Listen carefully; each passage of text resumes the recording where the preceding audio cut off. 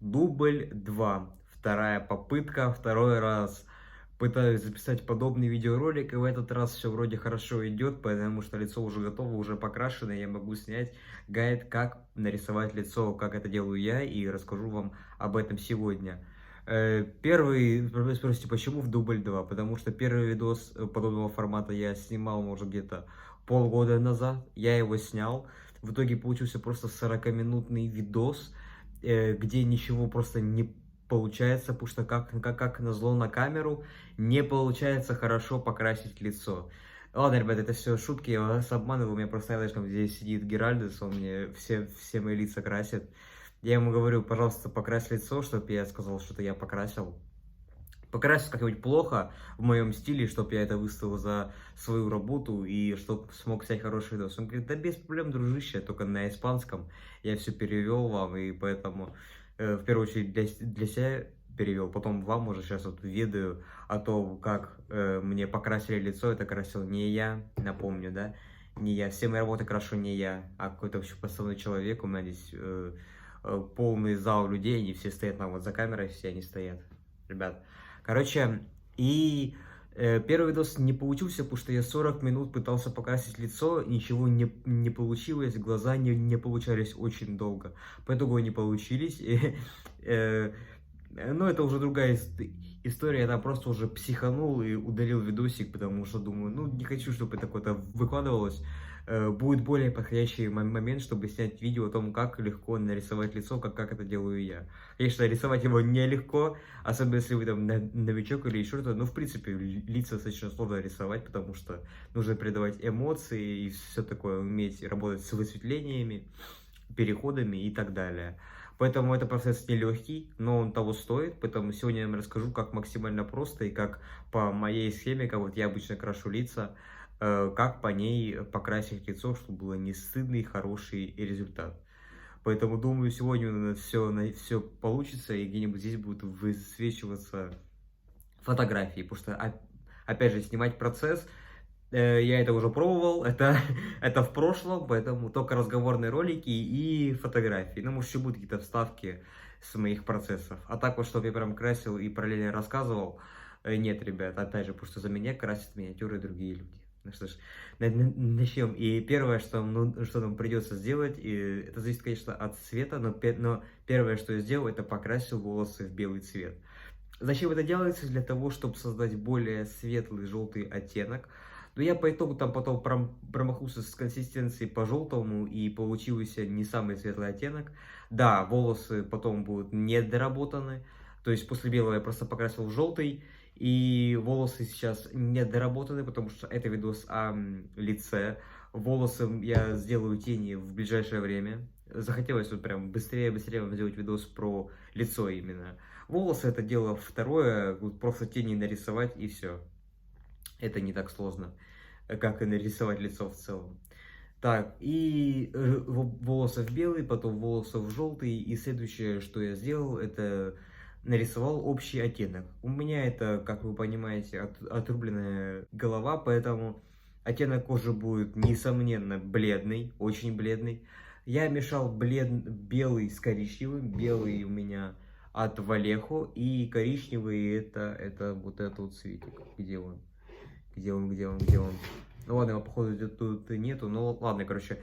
Коричневый и белый. Светло-коричневый плюс белый дают телесный оттенок. У меня телесного цвета нет, поэтому я его всегда мешаю. Может, это и к лучшему, потому что я чаще всего, то есть, меняю оттенки, потому что вот нужно, здесь вот нужно слишком бледное, а потом где-то нужно более такое смуглое лицо, поэтому приходится добавлять чуть больше коричневого. Здесь просто баловство между балансировка и баловство цвета между белым и коричневым для того, чтобы получить идеальный оттенок. После того, как я нарисовал общий тон, то есть такой бледно-телесный, следующее, что я сделал, это нарисовал глаза. В данном случае я не захотел рисовать зрачки и так далее, поэтому просто поставил две белые точки. Для этого я использую свою самую тонкую кисть. Вы тоже сделайте самую тонкую, самую маленькую, самую такую более-менее собранную кисть, чтобы у вас все получилось хорошо с первого раза.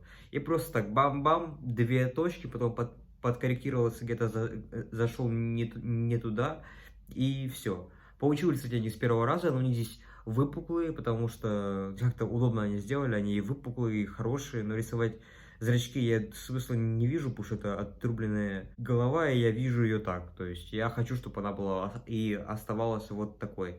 Зрачки здесь уже будут, мне кажется, не очень уместны. Хотя, кто знает, кто знает. Возможно, и уместны, но я решил обойтись без них. А так, по-хорошему, надо рисовать, конечно, зрачки. Но это, во-первых, очень усложняет процесс. Но если вы новичок, это просто необходимо делать. В принципе, это необходимо делать в любом случае, потому что это задается вообще общая эмоция лица, и зрачки это очень важно. Но в данном случае это отрубленная голова, поэтому я просто показываю на достаточно простом примере, как крашу лицо я и как я это вижу. После глаз мы, получается, делали высветление, то есть все выпуклые части, это именно переносица, брови, их здесь нету, но просто переносятся брови, скулы, вот эти вот места. Они здесь достаточно ярко выраженные, втянутые такие, ну то есть такой скуловатый у нас инвокер получился. Плюс ухо, то есть грань уха, это все высветлялось в более светлый тон, получается, есть тон лица, он у вас есть на вашей влажной палитре, вы же используете влажную палитру, если вы не знаете, как ее сделать, видео есть уже на моем канале. Добавляйте туда больше белого и получается более светлый оттенок, который вы высветляете, как я уже сказал, скулы. У меня они у меня не выражены скулы. Вот эти вот части, то есть именно вот эти вот части, переносицу, брови. Зависит от лица, но вот это вот основные элементы, которые есть везде. Следующее, что я сделал, это добавил более темный оттенок. Вообще можно красить по-разному, как вы знаете, можно сделать все супер контрастно, покрасив всю голову в коричневый, в светло-коричневый, и дальше уже потихонечку высветлять. Так красит большинство, и так получается контрастно, круто, и не надо рисовать тени, то есть они уже есть. Ты просто высветляешь, высветляешь, высветляешь до ну, нужного тебе оттенка и до нужных тебе элементов, то есть чтобы тебя удовлетворял результат. Но я крашу в общий тон, потому что мне получается достаточно темные работы, если я делаю слишком контрастно. Поэтому я крашу в общий тон, в бледно-телесный. Потом я рисую тени. Я брал вот этот вот цвет, то есть такой розоватый, добавлял его к оттенку кожи и прорабатывал уши, то есть все складки, что есть. Это именно вот здесь веки, уши, что еще, рот, то есть вот эти вот части, которые у него как раз-таки очень такие выделяются, такие, ну, то есть они у него скулы выпуклые, а сама часть у него щеки, ну, то есть такая, как у мертвеца, очень худая, такое лицо обвисшее, поэтому провисшие щеки, я их тоже нарисовал, чтобы на этом был акцент, и сразу было понятно, что то есть тут тень ярко выраженная, и чтобы еще больше подчеркнуть скулы и показать все формы лица, поэтому я нарисовал тени, но делал это в одну из самых последних этапов. И самый последний этап, который я сделал на этой миниатюре, это разгладил тени, которые я нарисовал. То есть я сначала нарисовал тени с сильно разведенной краской с водой. И можно с ламией, можно с водой. Нарисовал тени и после, то есть высветлил их, ну то есть через wet blending, через всякие такие техники. Если не знаете, что это, ребята, опять же, если интересно, могу снять видос. Что-то опять пропустил этот момент, как тема для видосов. У меня давно в моих идеях есть цель снять видос про wet blending. Я вроде не снимал еще. Думаю, не знаю, знаете вы, что такое или нет. Если разбираетесь, знаете. Если нет, то нет, но могу снять. Это, в общем, просто переходы красивые, особой техникой. То есть плавные переходы особой техникой. И всевозможными техниками я применял не только ее, а вообще разные техники.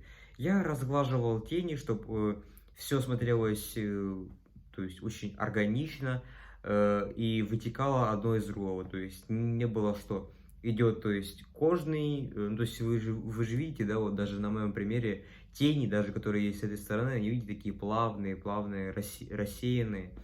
И поэтому нужно сделать такой рассеянный свет и э, немножко растушевать тени оттенком кожи. И потом еще все высветлить, чтобы все было красиво. И все. Таким образом вы получите красивое лицо с хорошими переходами. Если все будете делать аккуратно, то, конечно, это самое главное, в принципе, в любом процессе, в любой росписи миниатюр очень важно быть предельно аккуратным, в принципе, на всех этапах. Ну, кроме первых, там, где я белым крашу, я крашу, крашу волосы и общий тон лица, там можно особо не аккуратничать, потому что все можно подправить. А касаемо глаз, рта, теней, высветлений, здесь ну, нужно быть аккуратным, делать все поэтапно, не быстро и желательно не на камеру, потому что на камеру у вас ничего не получится. Проверено на моем опыте, поэтому если был полезен, ставьте лайки. Вот такое вот у нас простое лицо, простой вариант лица. Если буду красить что-то посложнее, может быть, сниму для вас еще один видосик, какую-нибудь вторую часть, как покрасить более сложное лицо. Если было интересно, ставьте лайки, пишите в комментариях, что думаете о данном способе покраски лица, как вы его красите, может вы используете более контрастный способ, либо какой-то другой способ. Можете подписаться на нас в других социальных сетях, то есть это ВК, это Инстаграм, и подпишитесь на этот канал, потому что здесь много интересного.